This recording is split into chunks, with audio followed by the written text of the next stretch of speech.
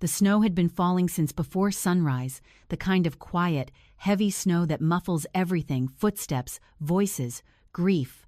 I stood at the edge of the plot in Lakeview Cemetery, just outside of Kingston, Ontario, watching the white flakes settle on the dark wood of my husband's casket. 61 years. That was how long Gerald and I had shared a life together. 61 years of Saturday morning coffee, of arguments about the thermostat, of hands reaching for each other in the dark. And now there was just the snow and the silence and the weight of a future I hadn't planned to face alone. My daughter-in-law, Priya, stood beside me with her arm looped through mine. My son, Marcus, was on my other side, jaw tight, eyes dry in the way men are taught to keep them. Our grandchildren, twin girls, just turned 9, pressed close to their mother, not fully understanding, only sensing that something enormous and permanent had shifted in their world. Gerald's sister, Rosalind, had flown in from Vancouver. She stood across the grave from me, dabbing at her eyes with a folded handkerchief, the way she had been doing since we were all young enough to believe that loss was something that happened to other families. The minister said the words he was supposed to say. I heard them the way you hear rain from behind glass. When the service ended and people began drifting toward their cars, I felt my coat pocket buzz. I reached in out of habit, expecting my own phone, but the shape in my hand was wrong. Smaller, older. I pulled it out and stared at it. Gerald's phone. I had tucked it there that morning without thinking, wanting to keep something of his close to me for just a few more hours before I handed it over to our family lawyer, Don Whitfield, as Gerald had specifically requested in his estate instructions. The screen was lit. A message had come in. I almost put it away. I almost didn't look. But grief makes you do strange things. It makes you hungry for any signal that the person you loved is somehow still present, still reaching toward you across whatever distance death creates. So I looked. The message was from a number I didn't recognize. No name attached, just 10 words. Don't read this here. Go to the car. Come alone.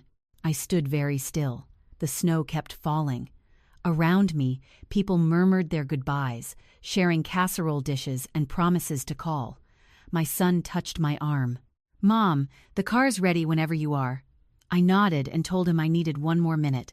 He gave me a look, the careful, watchful look he'd been giving me for 3 days, and then walked toward the parking lot with Priya and the girls. I turned and walked to our old Volvo. Gerald had driven it until 2 years ago, when his legs started giving him trouble. I sat in the passenger seat, the way I always had, and I looked at the phone again. A second message had arrived. Gerald left something for you. Not at the house. Check the storage locker. Unit 14. The key is taped inside the back cover of his field guide, the blue one. On the 3rd shelf. I read it twice. Then a 3rd time. My breath had fogged the window. Outside, the last of the mourners were filing out through the cemetery gates. I thought about Gerald's field guide, his battered Peterson Guide to Birds of Eastern Canada, the one he'd carried on every hike we'd ever taken. It sat on the 3rd shelf of his study, exactly where the message said. I knew the shelf, I knew the book. I had dusted around it 100 times. But I did not know about any storage locker. In 43 years of living in this house, in 61 years of marriage, Gerald had never once mentioned a storage locker. The drive home felt longer than it should have. Marcus offered to stay, but I told him I needed to rest, that I would call if I needed anything. He hesitated in the doorway of the kitchen the way he always did when he thought I was hiding something, and then Priya gently steered him toward the car with a look that said, "Give her space." I loved her for that. When they were gone, I went straight to Gerald's study. The blue field guide was exactly where I expected it. I lifted it carefully, the way you handle things that have been touched by someone who is no longer there to touch them back. I turned it over, and there it was, a small silver key, held in place with a strip of yellowed tape that had been there long enough to harden at the edges. I sat in Gerald's chair and held the key in both hands. He had planned this. Whatever this was, he had planned it carefully, with the patience and precision that had defined everything Gerald Ashworth ever did. He had been a civil engineer for 35 years. He had built bridges. He had always understood, in ways I sometimes found exhausting and now found heartbreaking, that the difference between something that holds and something that collapses is the quality of what you put into the foundation. He had built something here, and he had wanted me to find it. I didn't sleep that night.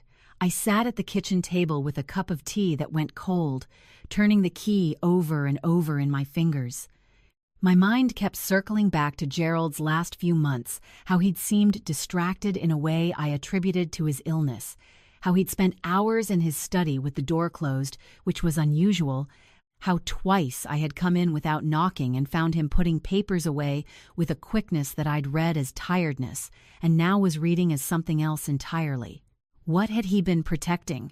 And from whom? By 7 the next morning, I was in the car. Kingston Self-Storage was on a service road off Division Street, a low concrete building surrounded by a chain-link fence that looked cheerless in the gray January light. I found Unit 14 at the end of the second row. The key fit. The door rolled up with a sound like thunder in the quiet morning air. The unit was small, maybe 8 feet deep, 10 feet wide. Most of it was empty. But in the center, under a tarp weighted at the corners with old paint cans, sat 3 banker's boxes and a laptop I had never seen before. On top of the first box, in Gerald's careful engineer's print, was a label. For Margaret. Everything you need is here. My name.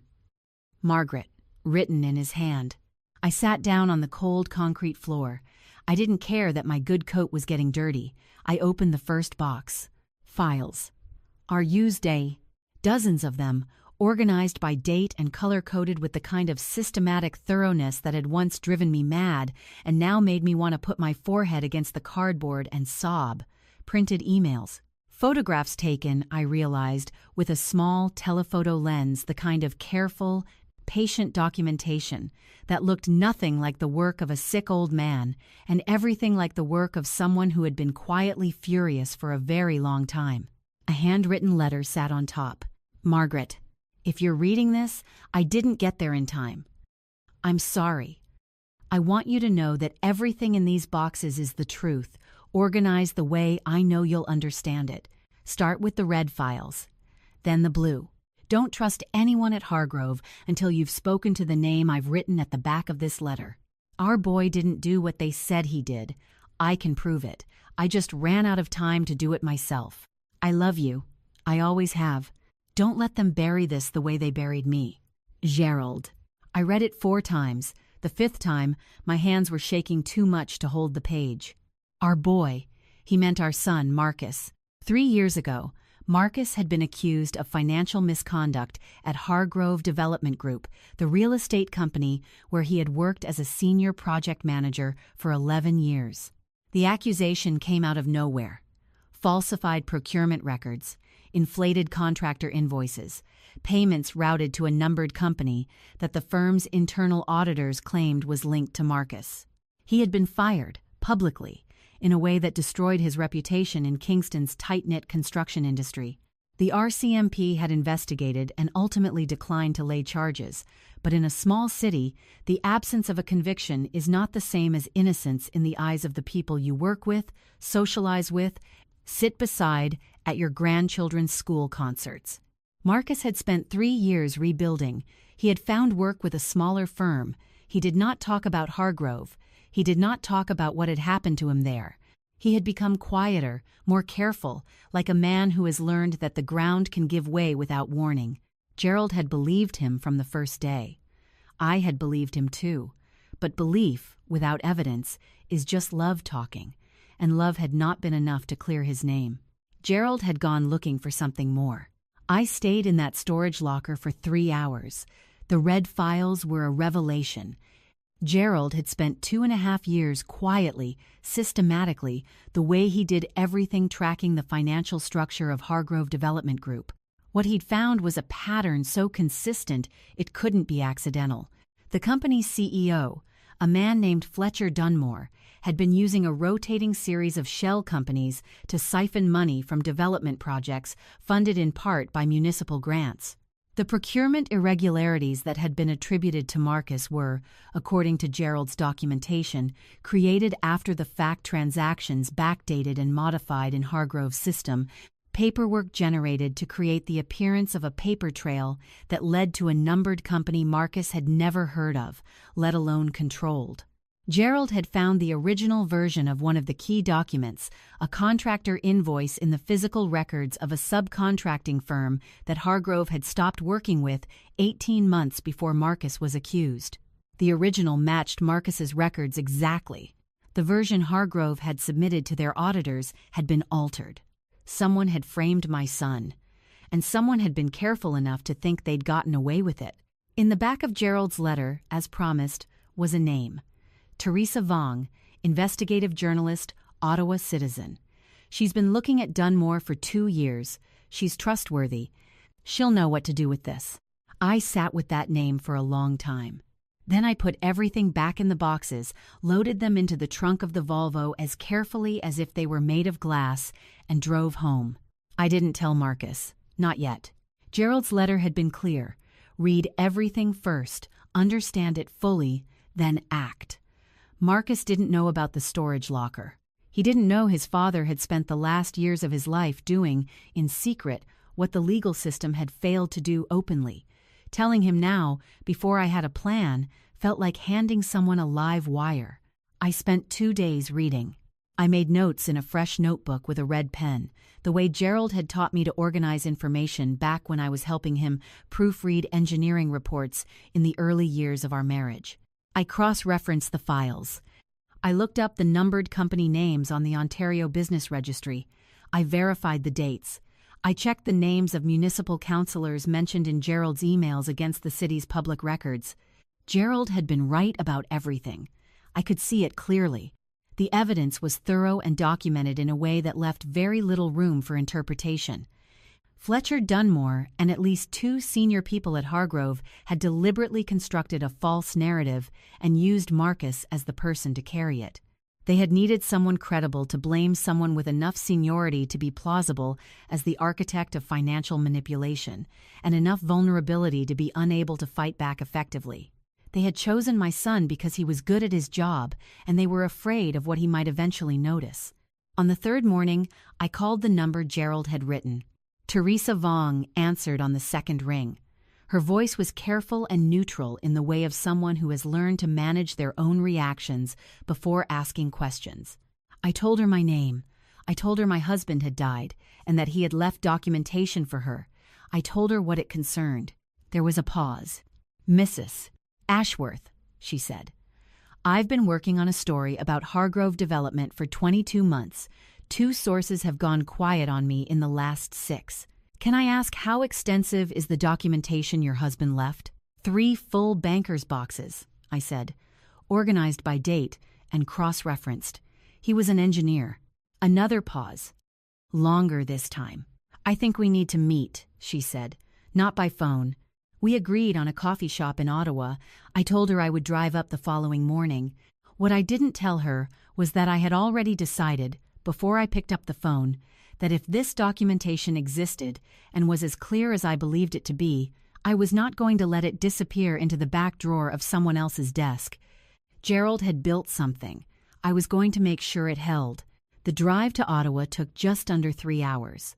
I left before Marcus and Priya were awake, leaving a note on the kitchen table saying I was visiting an old colleague of Gerald's to return some borrowed books. It was the first deliberate untruth I had told my son in over 40 years, and it sat in my chest the entire drive north like a stone in still water. Teresa Vong was younger than her byline photo suggested. Late 30s, dark hair pulled back, a small scar above her left eyebrow. She was already at a corner table when I arrived, a coffee in front of her and a notebook open beside it, pen uncapped, the way a person sits when they are prepared to work. I set the first banker's box on the table between us. She looked at it, then at me. "My husband spent 2.5 years putting this together," I said. "He believed our son was framed by Fletcher Dunmore to protect Hargrove's access to municipal development grants. He documented the original contractor invoices before they were altered, the shell company structure, and what he believed were payments made to at least one city official." Teresa opened the box. She lifted the first red file carefully, the way a person lifts something they suspect might change the direction of their day. She began reading. I drank my coffee. I watched her face. After 40 minutes, she looked up. Her expression had shifted, the careful neutrality replaced by something focused and very still. "One of the people named in these files," she said quietly, "is the same city official my source went quiet about 8 months ago. The week after he stopped talking to me, he bought a lakefront property outside of Perth. Cash transaction, through a numbered company. I've been trying to connect the money for 2 years." She tapped Gerald's file. "This connects it." I nodded. My hands, I noticed, had stopped shaking sometime in the last hour. I wasn't sure when. "What I need to know," Teresa said, "is whether you understand what happens if we move forward. They will know the story is coming before it's published. People will try to discredit your husband, and through him, you. They will look at your son, your finances, your history. It will be difficult." "My husband died 3 weeks ago," I said.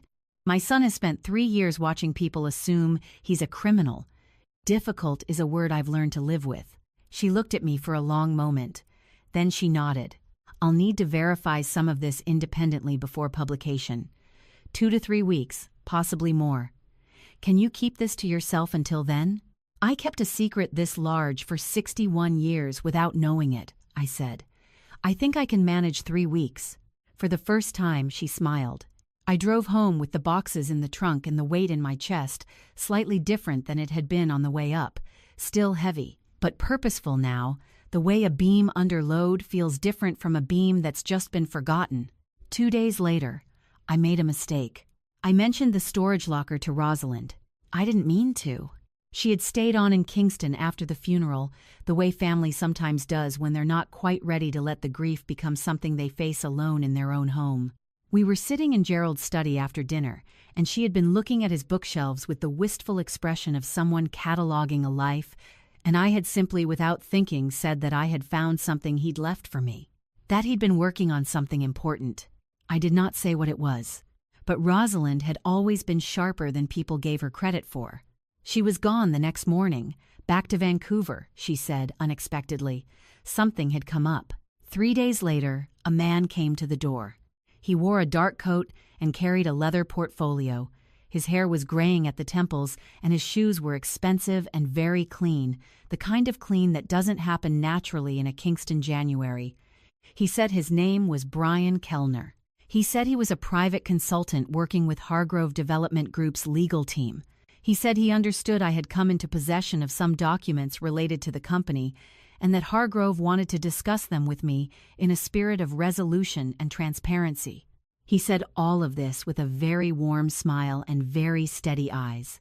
I asked how he had known about any documents. He said something vague about industry networks and estate notices and the kinds of connections that develop naturally in a business community. I told him I didn't know what he was talking about.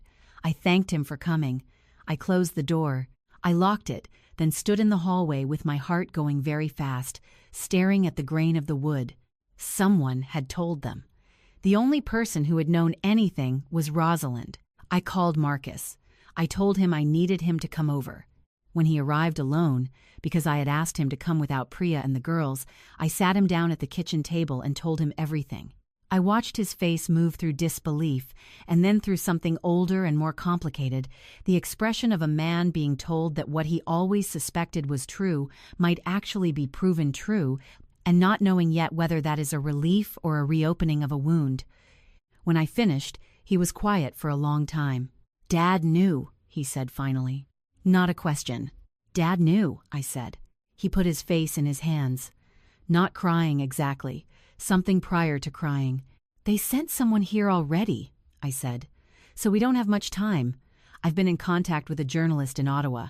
She's been investigating Hargrove for almost 2 years. She has the boxes. But if Hargrove's lawyers are already at the door, they may try to suppress publication. We need to think carefully." Marcus looked up. His jaw had set. I recognized the expression. It was the same one Gerald had worn when he was working through an engineering problem that other people had told him was unsolvable. "What do we need to do?" he asked. I had been thinking about that since the man in the expensive shoes left my porch. I called Teresa Vong. I told her what had happened. Her voice shifted immediately from journalist to something more operational. "I need you to listen carefully," she said. "If Hargrove's lawyers are already moving, they know the documentation exists, but they probably don't know exactly what it contains. They'll try to get an injunction to prevent publication. The way to prevent that is to make publication happen in a way they can't intercept in advance. We push the story up. I've verified enough to go. I need one more confirmation, a statement from someone directly harmed by the fraud. That's Marcus." Marcus was sitting across the table. I had him on speaker. "I'll do it," he said, before I could ask. "Teresa told us to come to Ottawa the next morning. She said to bring nothing in the car that they could claim was stolen property. She said to tell no one where we were going. She said if anyone followed us to call her immediately and she would contact the RCMP's Commercial Crime Unit, which had, she told us quietly, already been briefed on the broader Hargrove investigation." We drove up in Marcus's car. Neither of us talked much. Outside the city, the highway was flat and white, and the sky was the pale gray of old ice. I watched it go by and thought about Gerald, about all the times he had driven this same road to visit his sister in Ottawa, about the patience it must have taken him to gather evidence quietly, carefully, without telling me, without burdening me, without giving me cause to worry in the years when his health was already taking enough from both of us. He had carried it alone because he loved me, and because he was Gerald, and carrying things alone was simply what he did. I hoped, wherever he was, that he could feel that it was nearly over. Teresa's office was in the Citizen Building on Baxter. She met us in the lobby, shook Marcus's hand, and led us upstairs to a small conference room where her editor, a compact, serious woman named Carol, was waiting with a legal pad and 2 lawyers on speakerphone. Marcus gave his statement.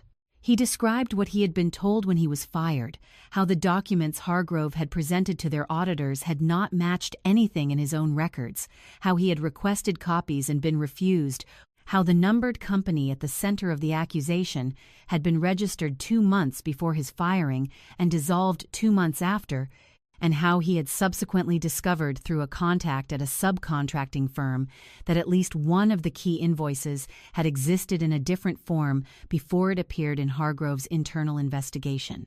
He spoke for 1 hour and 40 minutes. He spoke clearly and completely. When he was done, his voice was steady, and he was sitting very straight in his chair, and I thought, Gerald would have been so proud. The story ran 4 days later, across the Citizen's front page and its website simultaneously. Teresa had coordinated with 2 other news organizations to run companion pieces on the same morning, a reporter in Toronto who had been tracking Dunmore's business connections in the GTA, and a CBC News correspondent who had been looking at municipal grant irregularities in 3 eastern Ontario cities. The headline on Teresa's piece read, "How a retired engineer spent 2 years quietly building the case his son's employer hoped would never exist." By noon, Fletcher Dunmore had issued a statement through his lawyers denying all allegations. By 3 o'clock, 2 of Hargrove's board members had resigned. By the following morning, the RCMP's Commercial Crime Unit had confirmed it was conducting an active investigation. The man who had come to my door, Brian Kellner, was identified in subsequent reporting as a private investigator with connections to 3 other corporate fraud cases in Ontario. He was not, it emerged, any kind of legitimate legal representative. Hargrove had sent him hoping to assess what I had, and possibly to discourage me. He had underestimated what Gerald had built. Rosalind called me 2 weeks later. She was crying before I said a word. She told me that someone from Hargrove had contacted her through a mutual acquaintance, someone who had done legal work for their Vancouver subsidiary, and asked her to find out what Gerald had left behind. She had thought it was routine. She had thought she was helping untangle an estate. By the time she understood what she had actually done, it was done. I told her I didn't blame her. I told her she hadn't known. I meant both things completely. "I should have asked you," she said. "I should have just asked you directly." "Yes," I said. "But we learn that kind of thing when it's already too late, usually." She came back to Kingston for a weekend in March, and we sat in Gerald's study and looked at his bookshelves together, and neither of us said much, which was exactly right. 3 months after the story ran, the RCMP laid charges against Fletcher Dunmore and 2 senior Hargrove executives. A city official was also charged the same one. Teresa had been tracking for 2 years for accepting benefits in connection with the awarding of development grants. Marcus's name appeared in none of the charges, except as a victim. His former employer sent a letter, through their lawyers, acknowledging that the procurement records attributed to him had been falsified and that he bore no responsibility for any of the financial irregularities identified in the investigation. It was a careful, lawyerly letter that said everything and apologized for nothing.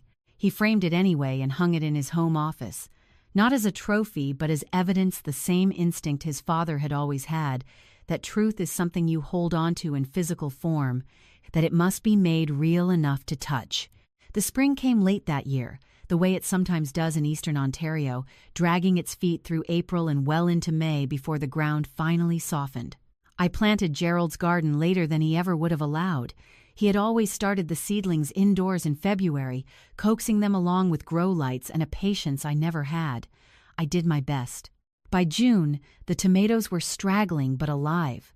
The hostas he'd put in along the north fence had come back without any help from me, because hostas know what they're doing and do not need to be told twice. I walked out there most mornings.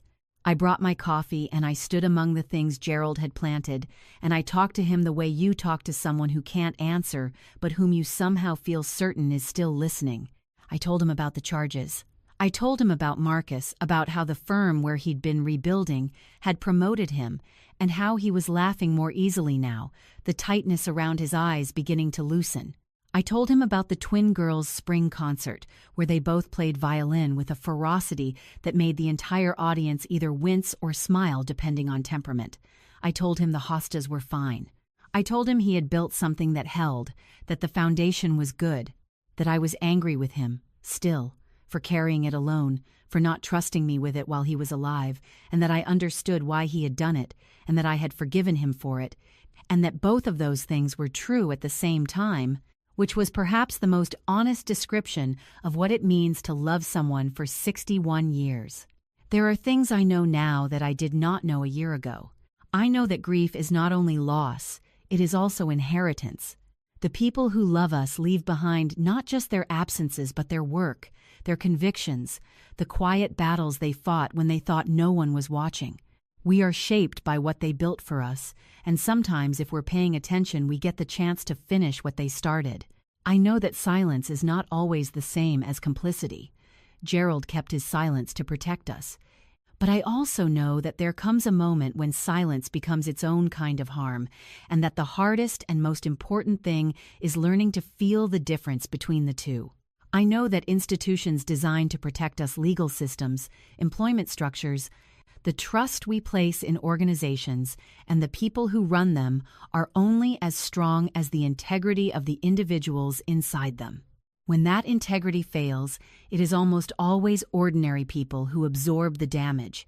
And it is almost always other ordinary people, a retired engineer, a journalist, an old woman sitting on the floor of a storage unit reading files in the cold, who do the unglamorous, careful work of setting things right.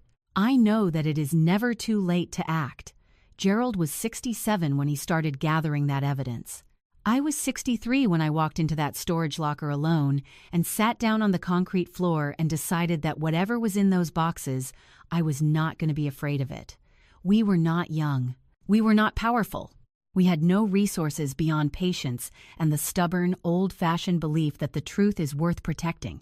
And I know this, more surely than almost anything, that loving someone is not only about the life you build with them while they're present, it is also about carrying their truth forward when they no longer can. It is about being, when the moment requires it, brave enough for two. Gerald always said that the best bridges are the ones people cross without thinking about them. They're not remarkable. They don't call attention to themselves. They simply hold, year after year, under whatever load the world decides to put on them. I think that is what he was trying to be for us, and I think, in the end, he succeeded. The key to Unit 14 sits on my kitchen windowsill now, in a small pottery dish that Marcus made in a ceramics class when he was 11 years old. I see it every morning when I make my coffee, I don't need it for anything anymore. The unit is empty. The boxes serve their purpose. But I keep the key because it reminds me that sometimes the most important thing a person leaves behind is not a will, or a house, or a name on a building. Sometimes it is simply the evidence that they were paying attention, that they cared enough to act, that they believed the truth was worth the trouble of protecting, even when the trouble was great and the time was short and no one would ever know how hard they had worked. We always know. The people who love us always know. And sometimes that is enough.